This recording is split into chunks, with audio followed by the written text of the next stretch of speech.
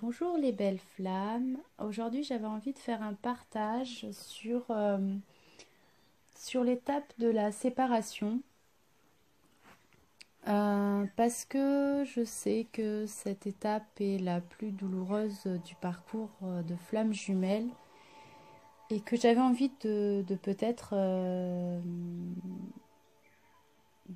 vous apporter mon éclairage et en même temps vous aider peut-être à prendre un peu de la hauteur par rapport à cette étape douloureuse. Parce que ce soit pour l'âme éveillée ou pour l'âme fuyante, une fois que la reconnexion a eu lieu, le but premier, c'est d'arriver à la guérison de nos blessures. Mais les blessures de notre enfant intérieur, cet enfant qui a été blessé, et il est de notre responsabilité de donner à cet enfant intérieur tout ce dont il n'a pas reçu en termes de besoins fondamentaux. J'appelle besoins fondamentaux les besoins d'écoute, les besoins d'accueil, de compassion, de respect, d'amour, de sécurité, de reconnaissance, de liberté, d'affirmation, de créativité. Le besoin aussi d'exprimer, de vivre ses émotions pleinement, le besoin de vérité, de s'amuser, etc. Et si nous ne pouvons pas nous-mêmes offrir à cet enfant intérieur ce dont il a manqué, il est de notre responsabilité d'adulte de combler ses manques pour qu'il puisse enfin grandir sainement et devenir un adulte accompli dans toutes les parties de son être. Alors toutes les âmes n'ont pas comme mission de vie de venir guérir cet enfant intérieur dans cette vie-ci. Ceci dit, pour ceux et celles qui sont dans un parcours de flammes jumelles, c'est une certitude que l'enfant intérieur devra être guéri en totalité. Parce que sans cette guérison, la douleur de l'enfant intérieur qui est en nous va perdurer et va de ce fait engranger notre douleur aussi d'adulte. Et d'un point de vue de cheminement personnel et spirituel, la personne qui va fuir va réveiller les blessures de l'autre, les blessures d'abandon, les blessures de rejet, de trahison, de non-valeur, d'insécurité. Et c'est à ce moment précis que la personne la plus sensible peut arriver à guérir ses blessures pour se diriger vers l'amour inconditionnel d'elle-même. Parce que sans cette fuite de l'autre, le cheminement vers la guérison et vers l'évolution intérieure, notre évolution personnelle, ne pourrait pas avoir lieu.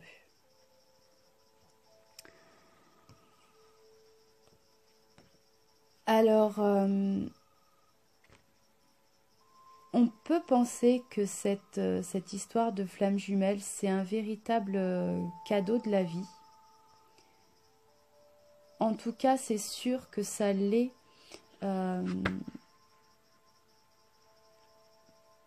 Parce que si la vie a décidé de vous faire rencontrer votre flamme jumelle, c'est que déjà votre âme a déjà été bien épurée. Et vous pouvez donc avoir conscience et la fierté de vous-même aussi que vous avez suffisamment évolué et que vous êtes suffisamment nettoyé sur le plan terrestre pour être prête ou prêt à justement à rencontrer votre autre moitié pour peut-être fusionner avec elle. Et toutes les tensions qui se présentent entre les deux flammes, elles ne servent qu'à pointer finalement ce qu'il reste à purifier de vous-même pour vous élever inconditionnellement, pour vous aimer inconditionnellement. Et il est bon de prendre conscience que votre flamme jumelle, quel que soit son degré d'évolution par rapport à vous, sera sur le même chemin que le vôtre à vouloir fusionner dans sa pureté à vos côtés. Et l'éveil, c'est justement une des conditions aux retrouvailles avec sa moitié. Tous ces déséquilibres que vous pouvez vivre avec votre jumeau ou votre jumelle ne sont pas là pour vous faire penser que vous êtes des personnes anormales ou instables. Elles sont là justement pour vous faire prendre conscience que votre relation, elle est extraordinaire, elle est hors du commun et qu'elle est inconnue de tout ce que vous avez connu ou appris jusque-là. Et justement, on arrive à cette séparation parce que dans ce parcours, tous nos modes de pensée sont remis en question, comme si ça voulait nous apprendre à sortir des sentiers battus, sortir de nos vieux schémas d'amour et sortir de notre zone de confort. Et en quelque sorte, nous apprendre à nous exposer au danger justement pour grandir, pour évoluer. Et c'est ces tensions justement entre les flammes jumelles qui vont apparaître pour permettre à la séparation d'être revécue à nouveau, pour revivre cette séparation originelle. Et c'est justement ce qui est caractéristique dans le parcours des flammes jumelles, c'est cette séparation qui est obligatoire. C'est vraiment une étape obligatoire. Et cette séparation, elle est obligatoire parce que justement, les deux flammes sont souvent poussées jusqu'au bout de leurs limites, comme jamais personne ne leur avait fait auparavant. Parce que notre flamme jumelle est notre miroir par excellence, si on peut dire ça comme ça.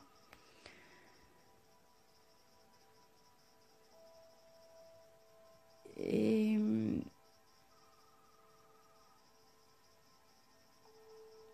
parce qu'on a conscience aussi au fond de nous-mêmes que quelque chose nous dépasse, et même si la relation va peser de plus en plus, on ressent vraiment ce sentiment qui nous dépasse, quelque chose qui est plus fort que nous.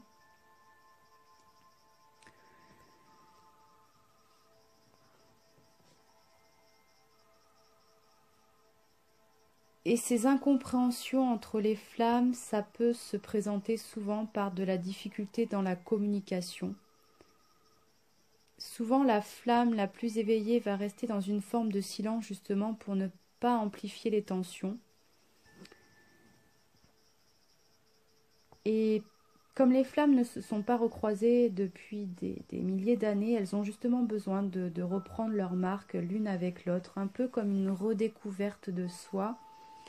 Et ça demande justement de respecter son propre rythme, mais aussi de respecter le rythme de son jumeau, de sa jumelle. Parce qu'il est possible que l'une des deux flammes soit d'abord consciente de cette mission d'âme, mais que pour l'autre âme, cette mission de vie ne soit pas conscientisée.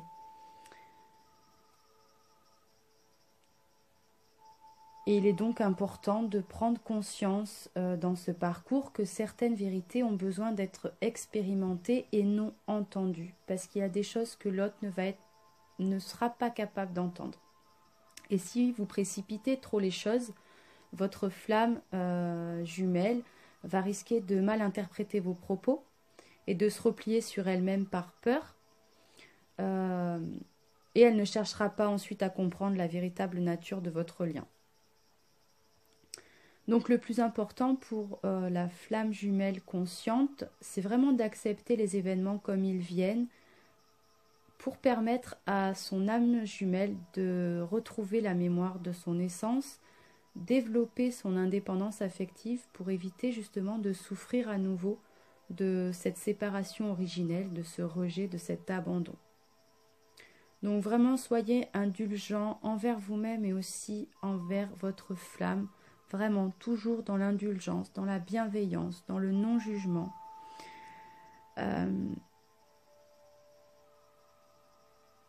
Parce qu'il faut comprendre que tout le monde n'est pas prêt à vivre une telle rencontre dans son existence. Et il est bon de prendre conscience que l'une des deux flammes a justement conservé toute cette souffrance liée à la séparation originelle. Et Et elle va remonter les mémoires de la séparation pour un peu pour la revivre de façon accélérée, pendant que la seconde flamme, elle, va amorcer la seconde partie du processus. Et cette seconde partie du processus, ça consiste à remonter à la source pour justement permettre la fusion des deux flammes. Et cette phase de séparation, elle va être d'autant plus douloureuse pour la flamme éveillée parce qu'elle va revivre de façon amplifiée les douleurs qui sont liées à la séparation originelle. Et ça peut passer aussi par la perte d'êtres chers dans leur vie. Cette souffrance, elle va être vraiment intense et pas forcément comprise par la flamme jumelle moins éveillée. Cette incompréhension, ça va justement l'empêcher de remonter à l'origine du lien.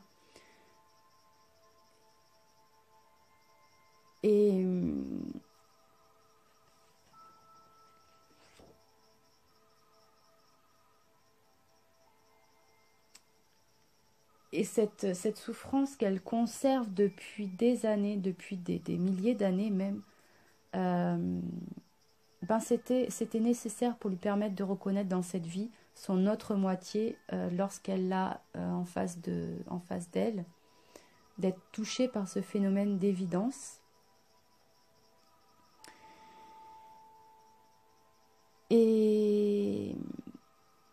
Et on voit dans ce parcours que plus on avance et plus les égos prennent de plus en plus de place dans la relation, justement pour entrer dans ce conflit, des traits de personnalité qui vont être de plus en plus marqués par chacune des flammes, pour justement faire émerger ces premiers sentiments de rejet.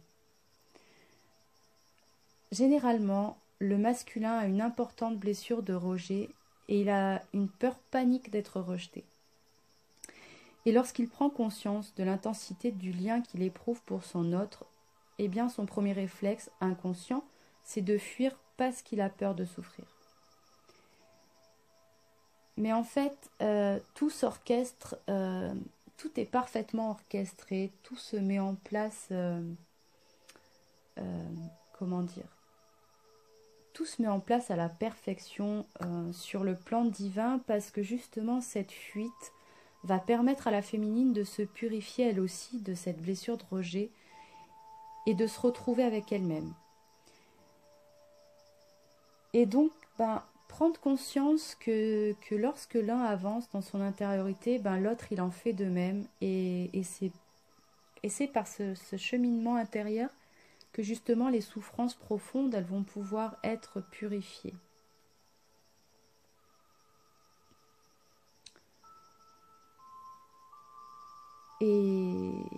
Et lorsqu'on a conscience que tous ces déséquilibres émotionnels, c'est des passages obligés pour permettre justement aux flammes de continuer à se questionner sur leurs relations, sur le lien, sur comprendre qui elles sont véritablement au fond d'elles-mêmes,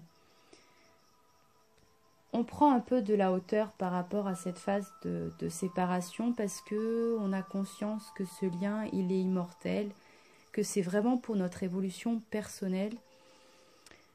Et que c'est vraiment pour être dans l'amour inconditionnel de soi, pour pouvoir se pardonner, pour pardonner aux autres, accueillir nos parts d'ombre autant que nos parts de lumière, accueillir les parts d'ombre de notre jumeau autant que ses parties lumineuses aussi. Et c'est justement ce qui différencie les âmes sœurs des flammes jumelles, c'est que les âmes sœurs, elles peuvent faire des concessions dans leur existence.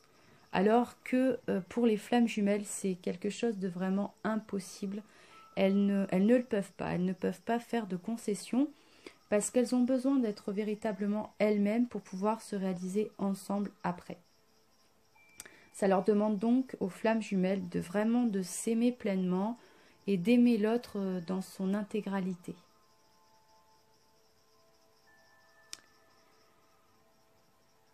Et ce qui peut parfois justement bloquer les retrouvailles, c'est peut-être des relations qui ne sont pas encore réglées. Et pour les flammes jumelles, il est impossible de se réunir sur des cendres de relations passées. Il y a vraiment ce besoin impératif d'être complètement nettoyé pour être vraiment dans l'amour véritable, dans l'amour inconditionnel. Parce que l'amour que vous vivez avec votre flamme, c'est vraiment un amour unique et qui dépasse tout ce que vous avez pu vivre. Ça dépasse la raison. C'est vraiment un amour qui est tellement pur et puissant que pour le faire jaillir et pour éveiller les consciences, eh ben, on a besoin de cette transparence, de cette pureté chez chacun des deux jumeaux en amont, avant la fusion.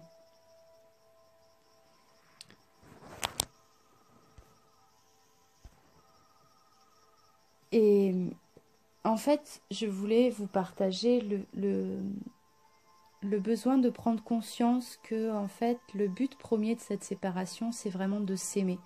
De s'aimer, ça se reflète à travers différents comportements qui sont répondre à notre propre besoin pour être bien, nous donner le droit d'être humain avec nos imperfections, nous permettre d'être différents sans chercher à nous changer pour faire plaisir à l'autre.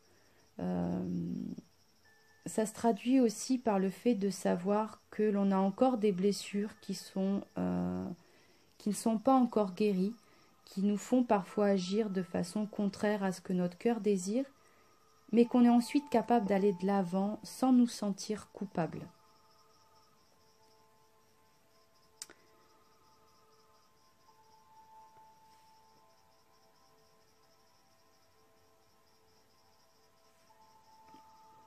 Et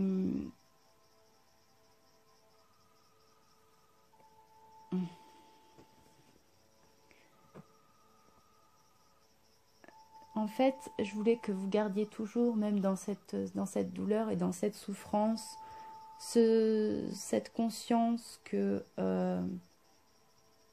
l'autre viendra à vous quand il saura ce qu'il veut de lui, et vous pourrez venir à lui quand vous serez ce que vous voulez de vous. Parce que vous savez que cet autre, vous le connaissez déjà, y a cette évidence. Vous savez qu'il y a quelque chose dans cette relation qui est mystérieux, qui est unique, qui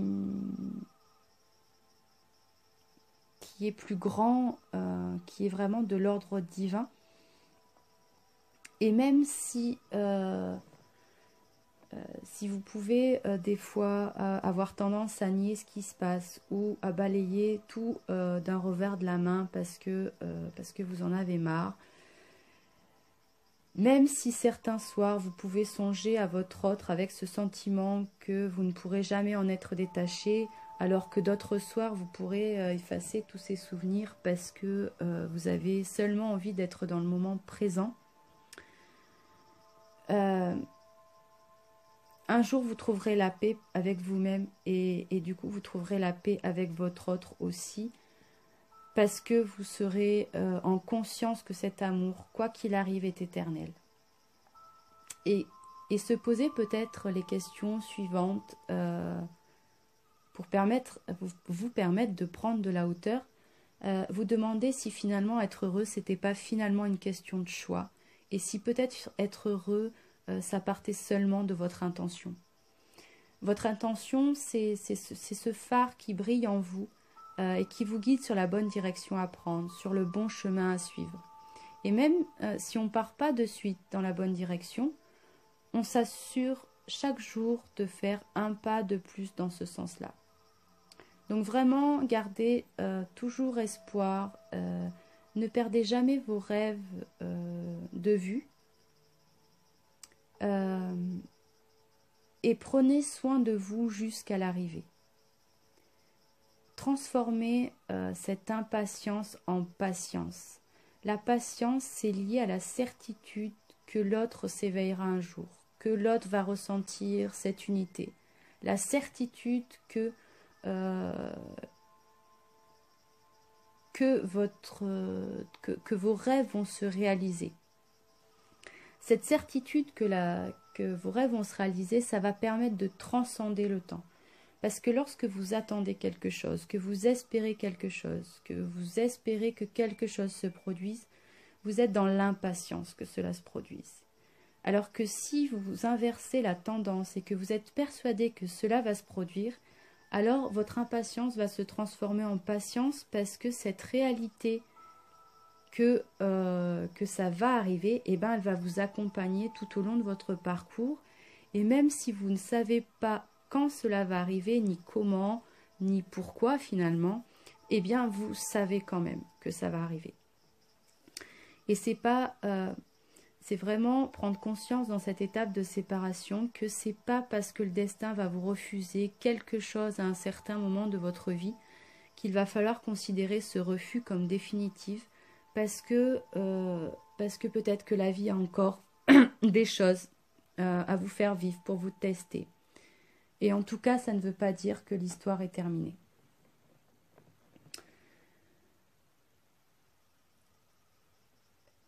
Et j'aimerais terminer ce partage avec vous par une citation qui vraiment, à mon sens, permet de prendre de la hauteur par rapport à cette phase de séparation, qui dit que quand on croise sa flamme jumelle et que l'âme vibre celui de l'amour, eh bien cela reste gravé à jamais et au plus profond de notre âme. On ne peut pas le nier, ni l'oublier, parce que c'est une partie de soi que l'on a retrouvée. Et c'est de la séparation des flammes que tout a commencé. Et c'est de cette séparation aussi que tout va continuer. Donc vraiment, je voulais vous souhaiter à tous ceux et celles qui vivent cette séparation de toujours garder confiance en la vie, en vous, en l'autre, en l'univers. Et quoi qu'il en soit, tout est parfait tel que les choses arrivent pour vous faire grandir, pour vous faire évoluer et pour vraiment accéder à la meilleure version de vous-même, pour vraiment éveiller les consciences par la suite, éveiller les consciences vers cet amour véritable et vraiment répandre tout cet amour au plus grand nombre. Voilà, donc je vous souhaite beaucoup d'énergie, je vous en envoie beaucoup d'énergie positive, j'espère, et voilà.